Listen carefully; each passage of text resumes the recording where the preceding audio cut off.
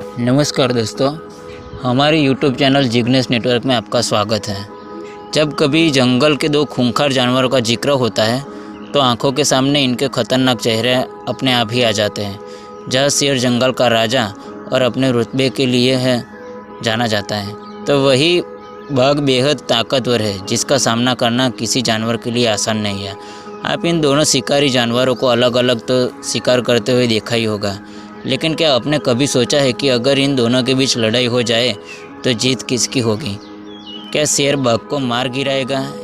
चलिए बात करते हैं दोनों के बारे में। सबसे पहले बात करते हैं जंगल के राजा शेर की। इसकी ताकत के अंदाज़ा तो हम सभी को है, क्योंकि वही शिकारी है जिसके सामने जंगल का हर जानवर थर थर काँपता है। इसका रुतबा इतना विशाल है कि जंगल में किसी जगह पर उसकी मौजूदगी हो तो हवा को शांत कर देती है। वही बाघ ऐसा दरिंदा है जिसकी स्फूर्ति और शिकार करने के काबिलियत इसे दूसरे शिकारी से अलग बनाती है। जंगल के सबसे बड़े और ख़तरनाक जानवरों में उसका नाम भी शामिल है। ये इतना है कि इसके आने पर बड़े से बड़े जानवर अपनी जान बचाने की कोशिश में लग जाते हैं। वैसे तो यह बात जग जाहिर है कि शेर का साइज दूसरे जानवरों की तुलना में बड़ा होता है, लेकिन आपको जानकर हैरानी होगी कि इस दुनिया में दो तरह के शेर पाए जाते हैं जिनका साइज अलग अलग होता है। इनमें से पहला शेर और दूसरा अफ्रीकन शेर। एशियाई शेर, जिसे हम भारतीय शेर के नाम से भी जानते हैं, ये केवल भारत के गुजरात में ही पाया जाता है और यहाँ के गिर फॉरेस्ट की शान रहा है। इसकी लंबाई करीब 8.5 फीट और ऊंचाई तकरीबन 3.5 फीट होती है, जबकि इनका वजन 160 से 190 किलो तक होता है। वही अफ्रीकन शेर ईस्टर्न और साउथ अफ्रीका में देखने को मिलते हैं। इनकी लंबाई करीब 10 फीट और ऊंचाई तकरीबन 4 फीट होती है, जबकि इनका वजन 200 किलो या इससे भी अधिक होता है। वही बाघ की बात करें तो हमें Thailand, India, Indonesia, Sumatra, Bangladesh, रूस आदि देशों में देखने को मिलता है। इनके शरीर की लंबाई 12 फीट से भी अधिक होती है, तो वही इनकी ऊंचाई तकरीबन 4 फीट होती है, जबकि किसी बाघ का वजन 300 किलो के करीब होता है, जो शेर के मुकाबले बहुत ज़्यादा है। मतलब यदि शेर और बाघ के बीच लड़ाई करवाने की हो तो हमें अफ्रीकन शेर को ही आगे रखना चाहिए, क्योंकि अगर इस मुकाबला एशियाई शेर से होता है तो शेर के हारने के चांस बढ़ जाते हैं। इसके अलावा अगर इन जानवरों के मजबूत दांतों को देखें तो किसी शेर के दांत 10 सेमी तक लंबे होते हैं। यह तन से मजबूत होते हैं, किसी के भी शरीर को फाड़ने की काबिलियत रखते हैं। लेकिन जब बात बाघ के दांतों की आती है तो इनकी लंबाई 10 सेमी से भी अधिक होती है। ये नहीं, बाघ के दांत शेर के मुकाबले अधिक मजबूत और नुकीले होते हैं, जो इसे एक बार फिर ताकत के मामले में शेर से बेहतर साबित कर देते हैं। हालांकि सिर्फ दांतों के मजबूत और बड़े हो जाने से ये तो साबित नहीं हो जाता कि वही जानवर विजेता बनने वाला है, क्योंकि किसी भी जानवर के लिए ज़रूरी है कि वो अपनी शिकार पर कितनी मजबूती से अपने जबड़े की पकड़ बनाता है। तो इस बारे में आपको बता दें कि जंगल के राजा शेर का बाइट फोर्स 650 सा होता है, वही किसी बाघ का बाइट फोर्स 1050 सा होता है। यानी इस जगह पर भी हमें बाघ का ही पर्दा भारी दिखाई दे रहा है। उदाहरण के लिए हम इंसानों का फोर्स 70 psi होता है और इसके साथ ही हम कई हर चीज़ों को काट देते हैं। तो आप खुद ही सोचिए, शेर और बाघ अपने शिकार का क्या हाल करते होंगे।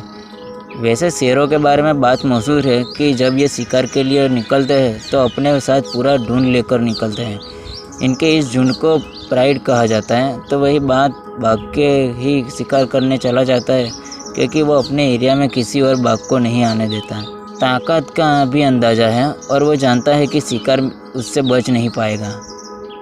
बाघ के पंजे की भी शेर की तुलना में कुछ बड़े होते हैं, जो उन्हें किसी शिकार पर अपनी पकड़ मजबूत करने में मदद करते हैं।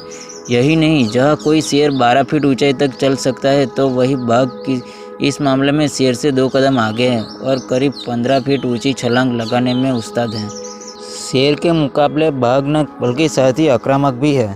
शेर तब तक किसी काम करने के लिए अपने कदम नहीं बढ़ाता जब तक किसी की ज़रूरत ना पड़े, जबकि इसके किसी भी काम को करने में दिखाते। शायद इसका कारण इन दोनों जानवरों को ब्रेन साइज का एक बड़ा अंतर है। वैसे हमने हमेशा से यही सुना है और देखा है कि शेर अपने शिकार को बड़ी बेरहमी से मारता है और शिकार करने के लिए अपने दिमाग का बेहतरीन उपयोग करता है।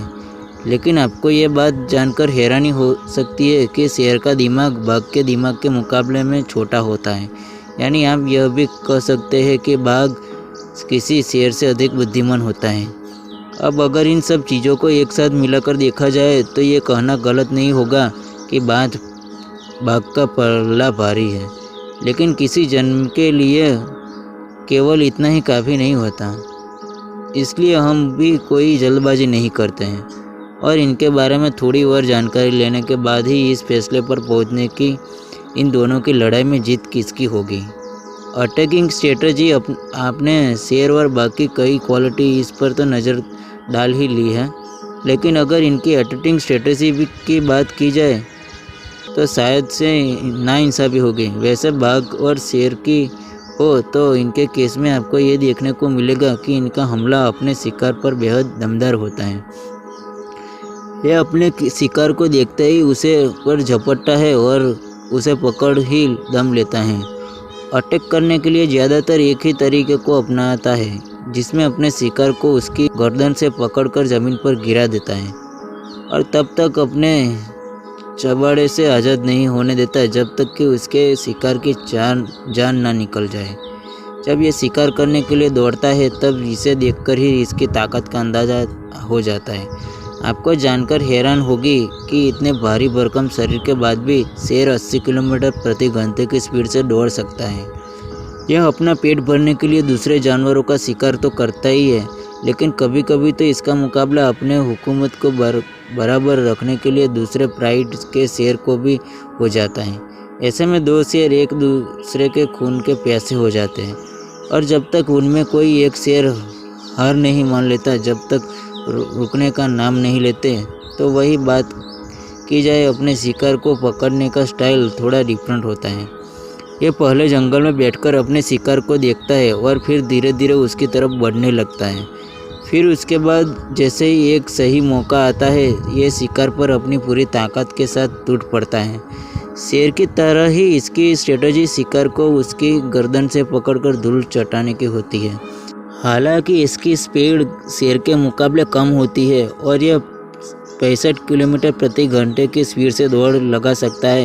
यानी अगर कहीं इन दोनों की लड़ाई हो जाए और बात भागने पर आए तो शेर आसानी से अपनी जान बचाने में कामयाब हो सकता है। जहां शेर को आप हमेशा अपनी फैमिली एप्रिसिएट के साथ हम सीखेंगे तो वही बाघ अक्सर अकेले ही देखा जाता है, क्योंकि ये शेरों की तरह फैमिली के साथ रहने या फिर अपने झुंड को बड़ा करने में भरोसा नहीं रखते हैं। ये जब अपनी फैमिली प्लानिंग पूरा कर लेते हैं तो उसके बाद अकेला रहना शुरू कर देते हैं और इसी तरह अपने खाने के लिए शिकार और रहने के लिए भी जगह ढूंढ लेते हैं। Appearance of both animals and जंगल में किसी जानवर के आने पर दूसरे जानवरों का उसका खौफ ही उसकी कहानी बनाकर देता है।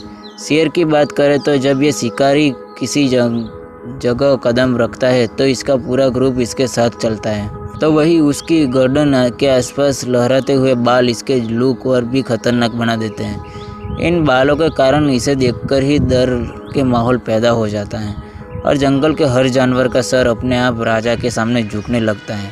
फिर जब शेर किसी जगह रुक अपनी दहाड़ मारता है तो इस जानवर के रूह तक कांप जाती है। इसकी दहाड़ इतनी खतरनाक होती है कि शांत माहौल में आप इसे लगभग 10 किलोमीटर तक भी सुन सकते हैं। तो वही बाघ भले यह खतरनाक जानवर है और किसी भी जान ले सकता है, लेकिन यह हमेशा अकेला रहना पसंद करता है, जिसके चलते दूसरे जानवरों पर इसका डर थोड़ा कम देखने को मिलता है। वही इसकी दहाड़ भी शेर के मुकाबले काफ़ी कम है और शांत माहौल में भी 3 से 4 किलोमीटर तक ही सुनाई देती है। शेर जहाँ जानवरों के बीच हर वक्त हट पाया जाता है तो वही बाघ का सिर्फ गुस्से में ही दहाड़ते हुए देखा जाता है।